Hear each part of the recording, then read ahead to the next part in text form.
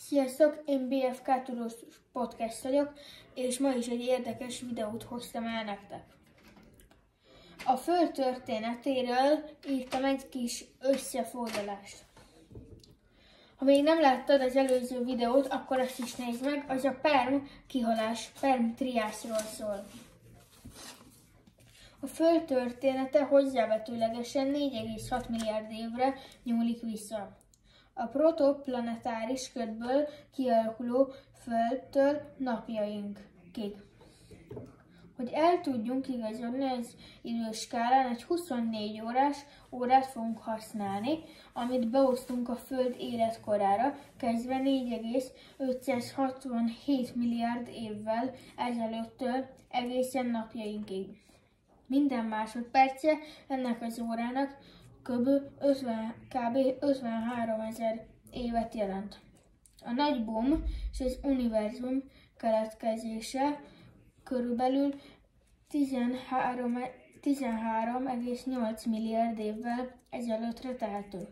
Ez egyenértékű majdnem 3 nappal, tehát 2 teljes nappal azelőtt történt, hogy a mi beosztott óránk elkezdett ketyegni. A nagy boom az ősrobbanás. A Föld keletkezése. A világegyetem valószínűleg körülbelül 13,8 milliárd éve keletkezett.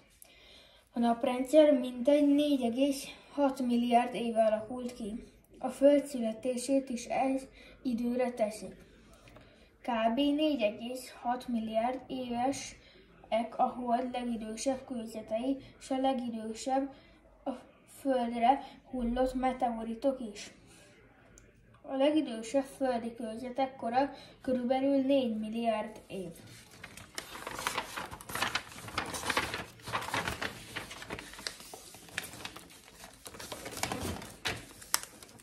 A Föld a keletkezése után forró olvatállapotban volt, és anyagai sűrűségüknek megfelelően gömbhéjakba rendeződtek. A Föld magjában föltehetőleg a viszonylag sűrű vas és nikkel halmozódott fel. Kívül pedig a ritka gázokból álló légkört találjuk.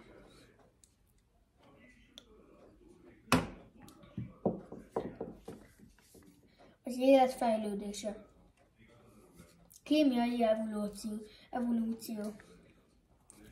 Az őslégkörben a szervetlen anyagokból ultraibolya sugárzás és elektromos kisülések, például villámlás hatására szerves molekulák jöttek létre, például cukrok, aminosavak, melyek aztán bemosódtak az ősóceánba. Biológiai evolúció.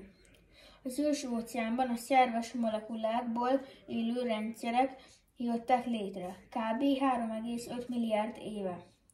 Az ősi fotoszintetizáló kék baktériumok a vízben oldott CO2 feltételével messzet választottak ki. Ezekből épültek fel a stromatolitok, gömbhéjas szerkezetű kőzetgumok. A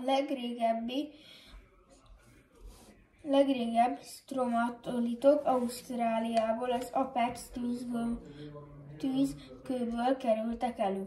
3,5 milliárd évesek.